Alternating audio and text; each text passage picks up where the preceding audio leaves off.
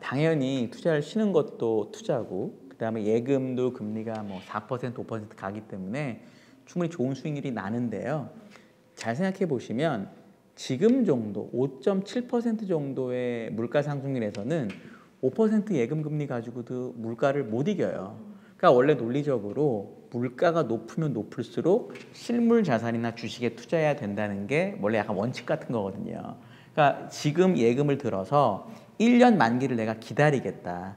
근데 1년 후까지도 주식이 절대 안 오른다라는 확신이 있으면 예금이 최고인데 그 사이에 오를 수도 있잖아요. 아무도 모르잖아요. 이럴 때는 자산 배분의 차원에서 일부를 주식 투자를 하는 게 어떨까라고 제가 얘기를 많이 드리고 있습니다. 역사적인 데이터인데 우리나라 시장이 지금 2,300, 400 정도 하잖아요. 그러니까 많은 분들이 생각하시기에 2000 간 게 2007년이에요. 제가 그때 이제 초년, 3, 4년 차 때 애널리스트. 그럼 그때부터 15년 지났는데 400포인트밖에 안 올랐으니까 오른 게 전혀 없다고 느끼시잖아요. 한국만 그런 게 아니고 유럽에도 그런 나라들이 많고 일본은 1980년대 후반에 갔던 니케이 지수 아직도 못 올랐어요. 그러니까 그런 식으로 안 오르는 나라가 많은데 미국은 100년 데이터를 보시면 물론 중간에 이렇게 빠지는 적이 있지만 꾸준하게 오르긴 올라요. 그러니까 GDP가 성장하는 것만큼 주식이 올랐던 게 지난 100년의 데이터니까 앞으로 미국이 갑자기 뭔가 이상해질 거다, 바뀔 거다라는 나의 확신이 있으면 내가 또 모르겠는데 그런 거 없잖아요. 저도 몰라요, 그런 거는. 그러면 과거 100년 데이터를 믿고 앞으로도 장기적으로는 우상향할 수 있겠다. 물론 중간에 이건 있겠지만 그런 차원에서 저는 미국 증시가 괜찮다고 보는 거죠. 우리나라가 전체 주식시장에서 차지하는 비중이 몇 %일 것 같으세요? 전체 주식시장에서?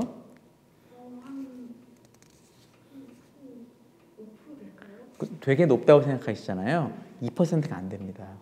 미국은 몇 %일 것 같으세요? 전 세계 주식시장에서? 이번에 또 많이 쓰셨네. 60, 한 3, 4% 돼요. 그러니까 우리가 주식이라는 자산을 투자를 하는데 100이라고 하는 옵션이 있는데 2%를 가지고 투자하는 건 당연히 되게 비효율적이겠죠. 그렇기 때문에 내가 투자의 대상을 늘린다는 차원에서 미국 주식을 일단 보는 게 너무 좋다는 게 첫 번째고요. 두 번째는 제가 최근에 이제 요런 예를 많이 드려요. 예를 들어서 트위터가 이번에 일론 머스크가 인수를 했습니다. 트위터를 일론 머스크가 인수를 했습니다. 근데 인수 가격이 $50 중반 정도 돼요. 근데 그 $50 중반이 되는 인수 가격이 정해진 건 $40인가 그랬을 거예요. 주가 바로 거기까지 올랐거든요. 내렸다 올랐다 했는데 어쨌든 누군가 회사를 인수를 그 가격에 하면 소액주주까지 다 사줘야 돼요. 그러니까 내가 일론 머스크의 인수 대상이 되는 주식이 아니었음에도 불구하고 그 주식을 그 가격에 팔 수 있어요. 상장 폐지가 되거든요. 근데 우리나라는 예를 들어 특정한 지분 인수를 할 때 뭐 기업을 이제 거론하지는 않겠습니다. 그런 경우가 너무 많으니까 지배주주의 지분만 인수를 하면 돼요. 그렇기 때문에 그 지배주주 지분은 되게 비싸게 거래가 되는데 나머지 지분들은 상장 거래되면서 가격이 거기까지 안 올라가요. 왜? 다 안 사줘도 되거든요. 그러니까 요거 하나만 보더라도 미국이라는 나라가 되게 주식 투자자를 우대하는 경향이 있어요. 그러니까 그게 좋다는 얘기는 아니에요. 좋은지 나쁜지는 제가 결정할 수 있는 능력은 없지만 우리가 주식을 하려고 미국을 보는 거잖아요. 그럼 당연히 주식 투자자를 우대하는 시장에 가는 게 맞겠죠. 지금 만약에 주식이 다시 대공황이나 IT 버블이나 또 70년대 초반에 오일 쇼크 때나 뭐 이럴 때처럼 50% 넘게 빠지는 장이 되려면 소위 말하는 구조적 약세장이 돼야 되는데 지금은 구조적 약세장은 저는 아닌 것 같다라고 보는 거죠. 그러니까 구조적 약세장이 되려면 크게 세 가지가 있습니다. 첫 번째는 대공황이나 IT 버블 같은 약간 기업 투자 과잉의 시대. 그러니까 대공황은 뭐였냐면 1920년대 초반에 그 1차 세계대전 약간 끝나고부터 그다음에 스페인 독감 시기까지 10년 동안 정말 너무너무 미국이 그 광란의 20년대가 너무 생산도 많이 되고 사람 살기 좋고 막 이런 그때 너무 생산을 많이 해서 어느 순간 안 팔리고 이러다 보니까 기업이 망하고 뭐 이랬던 시기인데 그때는 지금만큼 중앙은행들이 쓸 수 있는 카드가 없었기 때문에 사실 오래 갔던 거고요. 70년대 초반에 구조적 약세장이 왔던 거는 사람들이 다 오일 쇼크만 생각을 하시는데 그때 미국이 금태한도 정지했습니다. 금으로 안 바꿔줬어요. 그래서 물가가 지금보다 훨씬 더 비쌌어요. 유가가 그때 오일 쇼크 때 6배 올랐습니다. 2불이 12불이 됐어요. 지금 600불이라고 생각해 보세요. 유가. 못 사는 거죠. 그러니까 그 정도만큼 유가가 오른 게 아니에요. IT 버블도 아까 대공황처럼 IT 투자가 너무 많이 됐었거든요. 그래서 꺾이고 사실 IT 버블도 50%가 빠질 장이 아니었는데 2001년에 분식회계가 있었고 엔론하고 월드컴 그리고 2001년 9월에 무슨 일이 있었죠 우리? 9월 11일 9.11 테러가 있었잖아요. 그래서 생각보다 시간이 더 오래 걸렸습니다. 그래서 그때가 있었고 리만 때는 미국 금융기관이 망한 거예요. 지금 그중에 일단 금융기관은 미국은 지금 되게 튼튼합니다. 미국의 은행들의 건전성은 되게 좋고요. 그 다음에 물가는 많이 오르긴 했지만 옛날 오일 쇼크 때에 비해서는 아직 그 정도로 오른 건 사실 아니고 그리고 기업들의 과잉 투자도 없고 미국 가계의 건전성도 되게 좋아요. 미국 가계 부채가 77%밖에 안 됩니다. 77%. 리만 때는 100%가 넘었었거든요. 그러니까 그런 걸 감안하면 과거의 구조적 약세장에 비해서 지금 여러 가지 지표들이 훨씬 좋다. 그러면 지금의 약세장은 경기 순환적 약세장으로 보는 게 더 맞기 때문에 경기가 어느 순간 돌아서는 그림이 나오기 전에 주식은 아마 바닥을 찍지 않을까라고 보는 거죠. 물론 시기적으로는 이제 아직 연준이 금리를 덜 올렸고 앞으로 더 올릴 거고 그리고 소위 말하는 그 무위험 이자율이 되게 높기 때문에 채권이나 다른 무위험 자산 매력이 되게 커졌어요. 그래서 주식이 여기서 더 빠질 수도 있거든요. 저는 이제 일단은 11월, 12월은 단기적으로 조정이 있다라고 현재는 보는 편인데 그럼에도 불구하고 4,800에서 20% 넘게 빠진 상황에서의 조정하고 4,800에서의 조정폭은 완전히 다르죠. 저는 그런 차원에서 지금이 오히려 주식을 안 하시는 분들, 미국 주식을 처음 보는 분들은 아 지금 내가 해볼까라고 생각할 필요가 있죠. 그리고 이제 이렇게 얘기하신 보통은 이제 이걸 한 번에 다 사야 되냐 물어보신 분도 있는데 그러면 물론 내가 이제 주식의 신이면 한 번에 사면 좋은데 아니거든요. 여유자금으로 조금씩 해보시면 어떨까. 급여를 받든 또는 내가 사업을 하든 어떤 식이든지 돈을 버는 분들이라면 그리고 돈을 벌고 일부는 내가 충분히 그러니까 저금을 할 수 있다면 그런 분들이면 사실 지금부터 사는 게 맞아요. 오늘 오늘 10원, 내일 10원, 내일 아니고 이번 달 10원, 다음 달 10원 이렇게 하는 게 맞는데 나는 죽어도 진짜 저점에 들어가야 되겠다 하는 분들은 물론 제가 또 틀리겠지만 제가 이제 11월 달에 이제 리포트를 내고 매월 이렇게 다니고 있는데 지금 말씀드리는 거는 11월 안에 저점이 있을 수 있다라고 얘기는 드리고 있어요. 11월 안에 왠지 지금보다는 싼 가격에 살 수 있는 기회가 있지 않을까 얘기를 하고 있고요. 이유는 이제 지금 촬영일 기준으로 다음 날이 중간선거일이고 촬영일 기준으로 4일 있으면 물가가 발표가 됩니다. 근데 미국 물가 지표가 발표되기 전에 주가가 좀 오른 상태에서는 보통 물가 지표가 나오고 흔들렸던 적이 있어요. 왜냐하면 그 전에 기대감이 있었으니까. 그리고 11월 15일, 16일인가 14일, 15일인가 G20 정상회담이 있습니다. 그 정상회담 때 과연 뭐 시진핑이랑 주석이랑 바이든도 여러 가지 이제 정치적인 이벤트가 있기 때문에 지금 주가가 바닥에서 좀 올라왔다는 얘기는 한국도 올라왔다는 얘기는 그런 기대감이 약간 녹아 있는 거잖아요. 그러니까 안 됐을 때를 생각할 필요가 있어서 지금은 그래서 11월 안에 의외로 지금보다는 낮은 가격에 살 수 있는 기회가 있다라고 저는 보죠. 사실은 저는 뭐 국내나 미국이나 주식을 고르는 사실 원칙은 똑같다고 봐요. 결국은 좋은 회사를 골라야 되고 근데 좋은 회사인데 너무 비싸지 않은 회사를 골라 이게 사실 철칙이거든요. 그러니까 좋은 회사하고 좋은 주식은 좀 다를 수가 있어요. 예를 들어 작년에 우리가 알고 있는 뭐 우리나라의 네이버나 카카오나 이런 주식이 나쁜 회사가 절대 아니에요. 너무너무 좋은 회사고 뭐 훌륭하게 고용도 많이 창출하고 하는데 주식이 많이 빠졌잖아요. 예를 들어 미국 사례를 들면 미국의 그 아크 인베스트라고 그 캐시 우드가 했던 그 ETF가 있잖아요. 그게 올해 엄청나게 많이 떨어졌는데 그 안에 있는 주식들은 다 좋은 회사들이에요. 사실은. 근데 작년부터 지금까지 주식이 많이 빠졌단 말이에요. 그러니까 내가 제일 중요한 거는 내가 돈을 투자를 하는데 내가 견딜 수 있을 만큼의 주식 주가락이 있을지 없을지를 일단은 밸류에이션을 가지고 볼 필요가 있다는 거죠. 주식이 되게 좋은데 이 주식이 앞으로도 계속 이렇게 높게 유지될 수 있는 가능성이 있는지를 꼭 생각하셔야 돼요. 물론 이렇게 하게 되면 약점이 뭐냐면 테슬라 같은 걸 놓치는 거예요. 테슬라는 10배 오르고 또 10배 올랐어요. 근데 10배 오르면 무섭거든요. 근데 이거를 10배 오른 걸 추가로 사서 10배 먹을 수 있을 정도인 분들은 정말 대단하신 거예요. 왜냐하면 보세요. 내가 테슬라를 지금 한 액면 분할해서 한 $200 정도 하나요? 옛날로 치면은 한 몇천 불 되는 겁니다. 근데 이게 2017년인가 한 20달러 정도 했어요. 그러니까 지금 한 100배쯤 오른 거거든요. 20달러에 샀다고 치죠, 제가. 사서 한 100만 원쯤 샀다고 치죠. 일반적으로. 근데 이게 금방 200만 원이 됐다고 생각해 보세요. 2배 올랐어요. 어떨 것 같으세요? 98%는 팔아요. 무조건이에요. 심지어 200이 아니고 120에 팔 수도 있어요. 그러니까 내가 이 10배라는 돈을 다 벌기 위해서는 그걸 다 견뎌야 되는 거예요. 아마존도 IT 버블 전에 상장했거든요.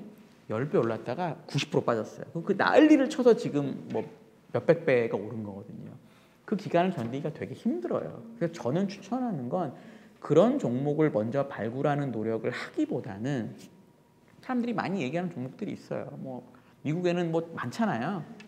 그런 종목들이 어떻게 움직였고 이익이 어떻게 나고 있고 그리고 이익 나는 게 앞으로 어떤 요 정도를 일단 먼저 생각을 하시는 게 사실 제일 좋아요. 예. 근데 이건 우리나라도 마찬가지입니다.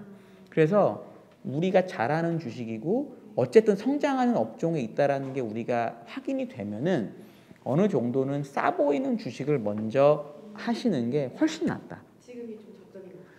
라고 자기가 어떤 공부를 해서 알 수 있는 게 전문가분들 이런 얘기를 많이 하세요. 그렇게 하면 안 되고 막 오르는 주식을 따라 사서 이거를 더 먹을 수 있어야 진정한 고수라고 하시는데 맞아요. 그런 분이 진정한 고수시거든요.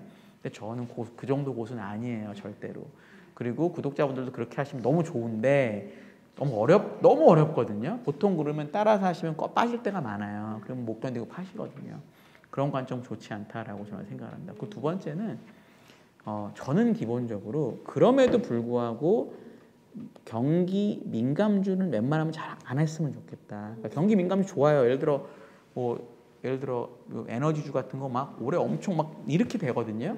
그 사이클을 정말 잘 타면 베스트인데 쉽지가 않거든요. 그래서 저는 그래도 기본적으로 좀 안정적인 성장주를 하시거나 아니면 경기 방어주를 처음에는 하시는 게 처음에 훨씬 좋다. 기업을 우리가 사는 이유는 사실 그 기업이 버는 돈을 사실 공유하려는 거예요. 원칙은 그렇습니다. 물론 이제 좀 더 어렵게 말하면 공유하지 않고 기업이 성장하면 주가가 뭐 여러 가지 말이 있는데 결국은 사실 이게 논리적, 그러니까 이론적으로 하면 주식이 회사가 100원을 벌면 그중에 얼마는 우리 주겠지. 이 개념으로 주식을 사는 거예요.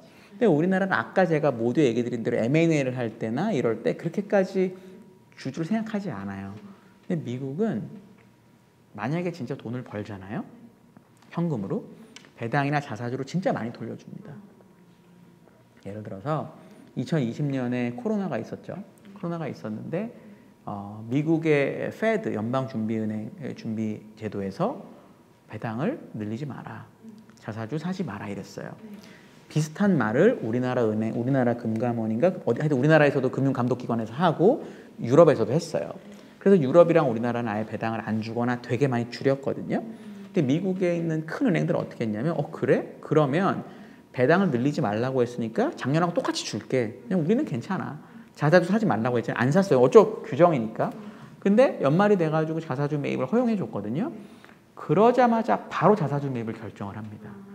그러니까 얘네들은 미국 사람들의 아까도 제가 말씀드린 대로 기업이 나라보다 먼저 생겼기 때문에 다른 수많은 사람들이 너무너무 어려워하더라도 우리 기업이 괜찮다고 느끼면 배당도 주고 자사도 사고 이래요. 그러니까 뭔가 외적인 이유 때문에 주주들에 대한 리턴이 줄거나 하지 않는다라는 거죠.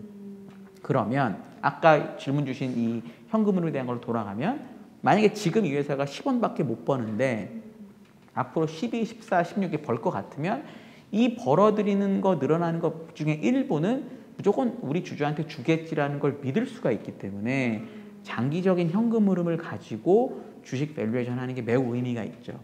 만약에 이 회사가 현금을 100원 계속 버는 훌륭한 회사예요. 근데 배당을 하나도 안 줘. 그러면 사실 정말 냉정하게 말하면 이 주식에서 내가 얻는 건 없어요.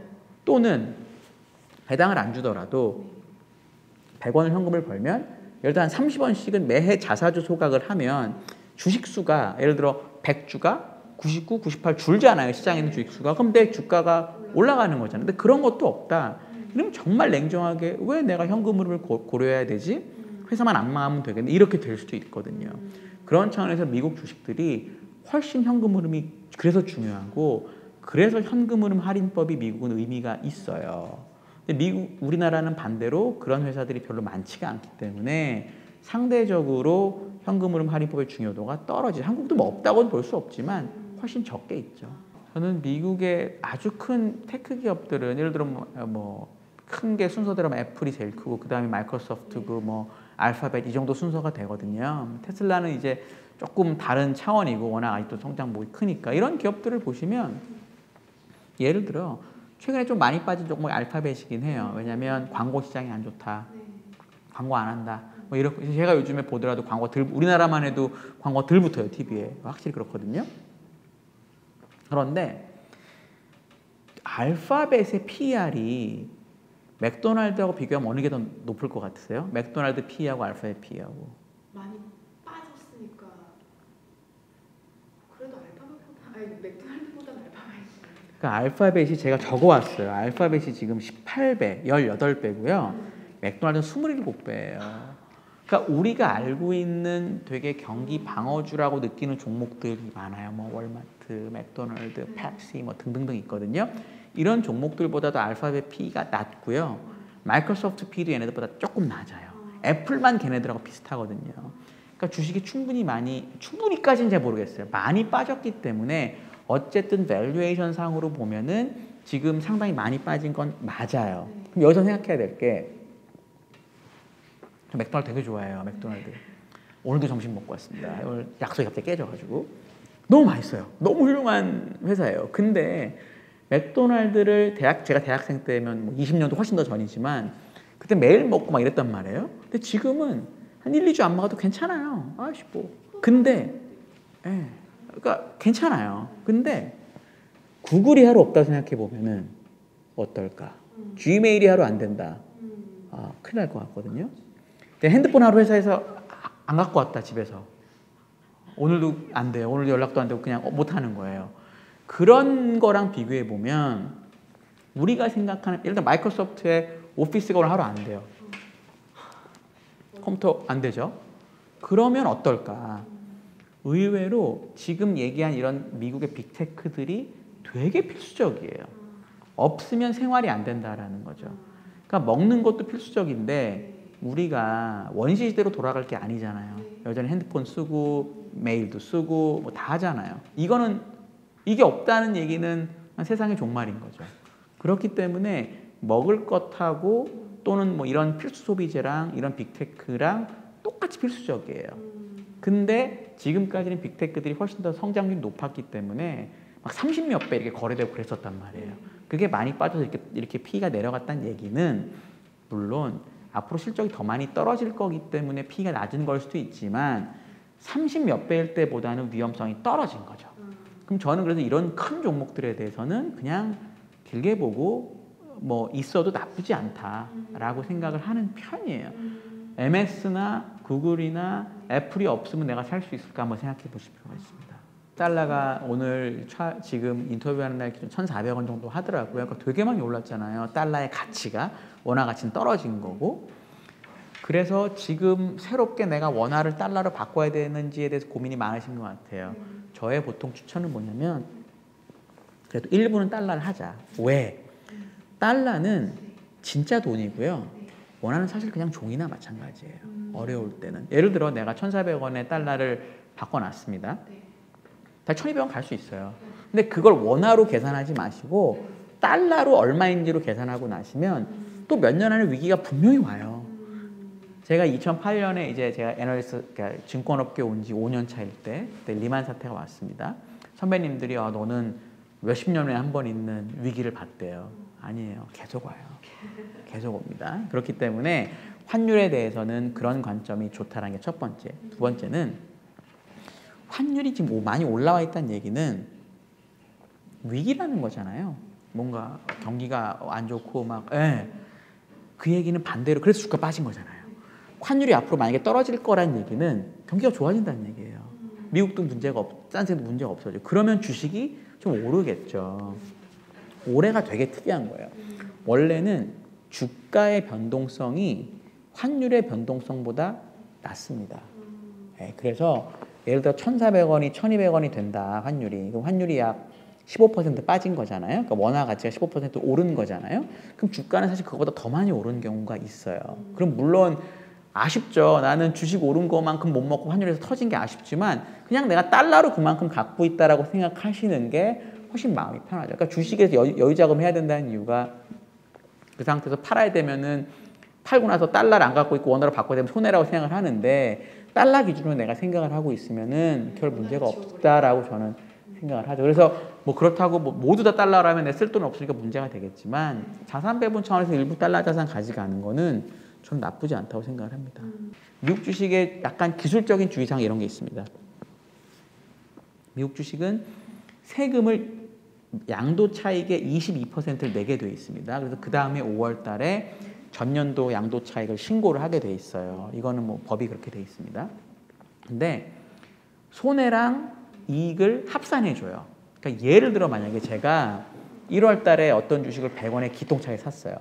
그래서 5월에 200원에 팔아서 수익이 100원이 났어요. 근데 어떤 거는 내가 50원에 사서 막 빠졌어요. 40원. 근데 얘를 연말에 팔고 다시 사는 게 이익인 이유가 내가 100원 이익이 났잖아요. 근데 50원짜리를 30원에 팔면 20원 손해가 났죠. 요걸 이익에서 빼줘요. 그러면 내가 100원 이익 본 거에서 20원 80원 이익이 되는 거죠. 왜냐하면 팔고 내일 다시 사면 되잖아요. 근데 이걸 그냥 가져가면 이 손해는 한 번도 손실 확정이 안 됐기 때문에 그냥 세금에서는 안 돼요. 그러니까 약간 너무 기술적인 거긴 하지만 저는 보통 그거를 많이 권해드려요. 물론 이러면 이래요. 내가 팔았어요. 근데 그 다음 해 초에 샀어요. 그리고 다시 50원이 되면 그 20원 오른 거에 대해서 또 세금을 내야 되긴 하는데 또 딴 데서 손실 난 게 분명히 생겨요. 계속 할 거니까. 그래서 기술적으로는 일단은 손실 난 게 있을 때는 어느 정도는 실현을 해서 이익 난 거에서 뺀 다음에 세금을 매우 합법적으로 절세하는 방법이 있다. 미국 주식은. 저는 그거를 이제 약간 두 번째로 이거 너무 기술적이긴 하지만 또 말씀을 드리는 편이에요. 이거는 제 동료는 저보다 주식 다 하니까 친구들이나 이런 분들이 물어볼 때는 얘기를 많이 해주는 편이에요. 자산 배분 차원에서 미국 주식을 웬만하면 조금씩은 꼭 하시자. 그 얘기 꼭 드리고 싶고 진짜 잘 모르겠다. 내가 진짜 잘 모르겠으면 그냥 다우존스 ETF 우리나라에도 상장된 게 있고 미국에도 있습니다.를 하자. 왜냐하면 다우존스 지수는 30개 종목이 들어있는데 그 30개 종목을 다우존스라고 하는 곳에서 맨날 바꿔줘요. 그러니까 알아서 30종목 좋은 걸 넣어주는 거랑 비슷하거든요. 그러니까 물론 나스닥 잘 나갈 때 다우존스가 덜 오른 건 맞아요. 근데 이번 사이클은 다우존스는 사실 올해 10% 조금 넘게밖에 안 빠졌거든요. 그러니까 만약에 연초에 다우존스를 사신 분은 원화가 더 많이 하락했기 때문에 올해 플러스예요. 연초에 다우존스 사신 분들은. 그러니까 그런 부분이 있어서 진짜 내가 잘 모르겠다. 그럼 다우존스에서 시작하시는 게 제일 좋아요.